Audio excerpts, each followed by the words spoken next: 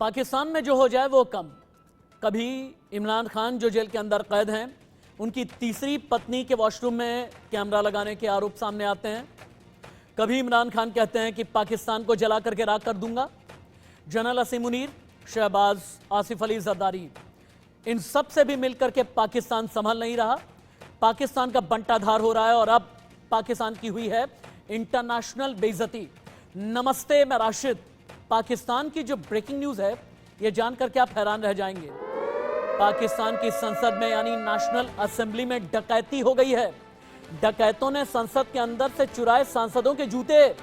चोरी के बाद पाकिस्तान की असेंबली में मचा हड़कंप।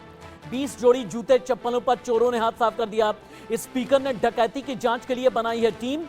नेशनल असेंबली के स्पीकर ने दिए हैं जांच के आदेश। Danish Rizvi, Pakistan news room headquarter से लाइव। Major general retired Anuj Mathur, Sanjeev Srivastava ji, group captain retired UK Devnath ji भी मेरे साथ में हैं। पहले दानिश के पास चलते हैं। दानिश, अभी तक पाकिस्तान में जो हुआ समझ में आता है, लेकिन पाकिस्तान में जूतों की भी चोरी और डकैती हो रही है, वो भी पाकिस्तानी संसद के अंदर से। ये पाकिस्तान का जूता चोर कौन है? जब जूते बचा नहीं पा रहे तो फिर शहबाज पाकिस्तान का भविष्य कैसे बचाएंगे? दानिश जी हाँ, दुनिया में सबसे ज़्यादा अगर कोई भी चीज़ सबसे ज़्यादा सुरक्षित होती है तो उसकी संसद होती है, लेकिन पाकिस्तान की नेशनल असेंबली भी अब सुरक्षित जगह नहीं रह गई, क्योंकि पाकिस्तान के चोर अब वहाँ की नेशनल असेंबली की जो मस्जिद है वहाँ पर पहुँच चुके हैं और उन्होंने तकरीबन 12 से 13 लोगों के, तकरीबन मंत्रियों के जूते चोरी कर लिए। अब अंदाज़ा लगाइए कि भिखारियों की तादाद कितनी ज़्यादा बढ़ती जा रही है। 100 में से 11 वहाँ पर पाकिस्तान में भिखारी मिलते हैं। 9.6 करोड़ के आसपास वहाँ भिखारियों की संख्या है। लगातार भूखमरी का ये आलम है कि अब वहाँ पर जूता चोर माफियाओं की एक गिरोह बन चुका है, जिसको लेकर वहाँ के ख्वाजा आसिफ ने, वहाँ के मंत्री ने जांच के आदेश दिए हैं कि अब इन जूता चोर भिखारियों के, जूता चोर जो माफिया हैं उनका पता लगाया जाएगा कि ये माफिया चोरी करते हैं तो आखिर कहाँ लेके जाते हैं।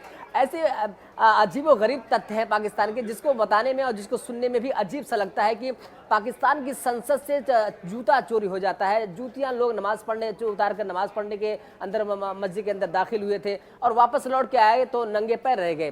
तो ऐसे में सवाल ये कि अभी तक भूखमरी, कंगाली, बदहाली और रोटी और पानी के लिए तरस रहे थे, क्या अब वहाँ पर पहनने के लिए एक अदद जूते की भी मोहताज है वहाँ की जनता? ऐसे में अब शहबाज सरकार और उसके मंत्री अब जूता चोरी की आदेश दे रहे हैं कि उनका गिरोह का पता लगाया जाएगा, उसके बाद उन पर कार्रवाई की जाएगी।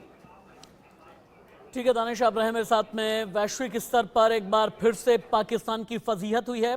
एक तो जूता चोरी पर फजीहत हुई, लेकिन रशिया ने पाकिस्तान को बुरी तरह से लताड़ा है, बुरी तरह फटकारा है। पाकिस्तान के सड़ा चावल भेजने पर भड़क गया रूस। पाकिस्तान से आने वाले चावल पर लगेगी पाबंदी। पाकिस्तान ने अंतर्राष्ट्रीय नियमों का उल्लंघन किया, सावधानी नहीं बरती तो चावल का आयात बंद कर दिया जाएगा। पाकिस्तान से भेजी गई चावलों की खेप में निकला है कीड़ा और रूस ने इसी पर पाकिस्तान को लताड़ा है। मेजर जनरल अनुज माथुर, संजीव जी और group captain retired UK Devnath मेरे साथ में हैं। मेजर जनरल अनुज माथुर, आपने 2 खबरें सुनी, जूता चोर पाकिस्तान की नेशनल असेंबली में जूते की डकैती और सड़े हुए चावल पर रूस ने फटकार लगाई है। क्या ये दोनों वजह काफी हैं पाकिस्तान की इंटरनेशनल बेइज्जती के लिए? राशिद, देखिए, ये दोनों वजह पाकिस्तान की इंटरनेशनल बेइज्जती के लिए तो काफी हैं ही। उसके अलावा भी बहुत वजहों से उनकी लगातार बेइज्जती होती चली आ रही है, लेकिन 3 बातें इससे उभर के बिल्कुल साफ साफ हमारे सामने आती हैं। पहली बात तो यह है कि पाकिस्तान की आर्थिक स्थिति इस तरह बदहाल हो चुकी है कि वो किसी भी तरह से किसी भी हद तक कोई काम करने के लिए जाने को तैयार है। आप देखेंगे, पहला जो किस्सा है जूता चोरी वाला, उसमें आपको पता लगेगा कि इतना छोटा काम भी करने को तैयार है पाकिस्तान की जो आवाम है, क्योंकि उनके पास खाने के लिए कुछ नहीं है, पैसा नहीं है, पहनने को कपड़ा नहीं है, जूता नहीं है, तो वो किसी भी हद तक जा सकते हैं। दूसरी बात जो उसमें उभर के आती है वो ये है कि जो सबसे ज्यादा सुरक्षित स्थान है आपके राष्ट्र का, आपकी जो नेशनल असेंबली है, वहां पर सिक्योरिटी का ये बहुत बड़ा लैप्स है। इसको हम केवल जूते की चोरी से ना देखें, ये एक जबरदस्त सिक्योरिटी लैप्स है और इसमें या तो सिक्योरिटी के कर्मी, जो सुरक्षा कर्मी वहां पर मौजूद तैनात हैं, वो इसमें शामिल हैं, और या फिर वो अपना काम नहीं कर रहे। दोनों हालातों में ये एक बहुत ज्यादा खराब और खतरनाक बात है। और तीसरी बात यह है कि अंतरराष्ट्रीय स्तर पे आपने कुछ दिन पहले हमने इस बात पर चर्चा करी थी कि दुनिया में पाए जाने वाले लगभग 90% भिखारी जो हैं वो पाकिस्तानी हैं, क्योंकि पाकिस्तान को और कोई तरीका जरिया नहीं है उनके पास अपना काम करने का आगे। ये पहली बात हुई। अब जहां तक चावल का सवाल है, इसमें भी देखिए एक बात तो ये है कि आपने कोई भी चीज आप निर्यात कर रहे हैं उसके पहले आप उसका क्वालिटी कंट्रोलिंग नहीं कर रहे हैं। इसका अर्थ बिल्कुल साफ ये है कि हर स्तर पर हर प्रकार की व्यवस्था जो पाकिस्तान में है वो मुझे लगता है पूरी तरह से चरमरा गई है। एक बहुत बदहाल बड़ी बात जानते हैं मेजर जनरल ये भी है, इकोनॉमी तो जो चरमराई है वो है ही, बिल्कुल, लेकिन साथ छोड़ा चीन ने, साथ छोड़ा अमेरिका ने और अब रूस ने भी। लेकिन तंगी के बीच ढीले पड़ने लगे हैं पाकिस्तान के तेवर।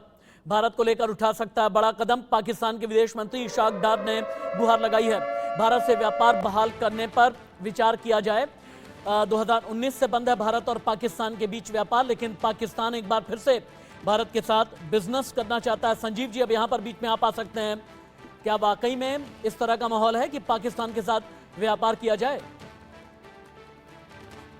पाकिस्तान के जो हुक्मरान हैं उनकी मंशाएं कुछ हो सकती हैं, लेकिन ये जो ताली है ये दोनों हाथ से बजती है। और जाहिर है कि भारत पाकिस्तान के साथ चाहे वो व्यापारिक संबंध हो चाहे वो ओवरऑल संबंध हो तब तक बहाल नहीं करेगा। पाकिस्तान से तब तक कोई बातचीत नहीं होगी जब तक पाकिस्तान आतंकवाद के विरुद्ध एविडेंस बेस्ड एक्शन लेकर के नहीं दिखाता। जो भारत की शर्त है वो बहुत ही स्पष्ट है, बहुत ही क्लियर है कि पाकिस्तान को आतंकवाद के विरुद्ध इरिवर्सिबल, वेरीफाइबल और क्रेडिबल स्टेप लेकर के दिखाने होंगे। और जब तक ये जो आतंकवादी जो साजिशें रचना पाकिस्तान बंद नहीं करेगा और इस संदर्भ में एविडेंस बेस्ड एक्शन लेकर के नहीं दिखाएगा तब तक किसी भी तरीके के कोई संबंध बहाल नहीं होंगे, बातचीत भी नहीं होगी। और ये बात बहुत स्पष्ट है। पाकिस्तान के इस समय जो बहुत ही बदहाल आर्थिक स्थिति है, तो ऐसे में वो जरूर इस बात की मंशा रखते हैं कि वो भारत के साथ संबंध सुधारना चाहते हैं, लेकिन उसके लिए उन्हें होमवर्क करना पड़ेगा। उनके लिए अपनी जो साजिशें हैं उसको बंद करनी पड़ेंगी। और ये जो पाकिस्तान में, राशिद जी मैं कहना चाहता हूँ आपके चैनल के माध्यम से कि ये जो पाकिस्तान में आतंकवाद का खतरा है, जो भस्मासुर पाकिस्तान ने खड़े किए हैं, यह आज पाकिस्तान को ही जला रहा है। पाकिस्तान में तहरीक तालिबान पाकिस्तान हो, अन्य टेररिस्ट ऑर्गेनाइजेशन, पाकिस्तान के भस्मासुर हैं तहरीक तालिबान पाकिस्तान जैसे, पाकिस्तान के भस्मासुर हैं रेडिकल्स, पाकिस्तान के भस्मासुर हैं वो तथाकथित मौलाना जो अपनी रेडिकल तकरीरों के जरिए पाकिस्तान का ही बंटाधार करने में लगे हैं। लेकिन इस बीच पाक ऑक्यूपाइड कश्मीर यानी पीओके को लेकर के रक्षा मंत्री राजनाथ सिंह ने बहुत बड़ा बयान दिया। राजनाथ सिंह ने कहा कि पीओके भारत का था, है और हमेशा रहेगा। पीओके के लोग भारत के साथ आने की मांग कर रहे हैं। दुनिया में भारत की प्रतिष्ठा बढ़ने लगी है। राजनाथ सिंह ने यह बड़ा बयान दिया है, सुनिए। आज चिंता मत करो बहन भाइयों, पीओके हमारा था, पीओके हमारा है, पीओके हमारा रहेगा।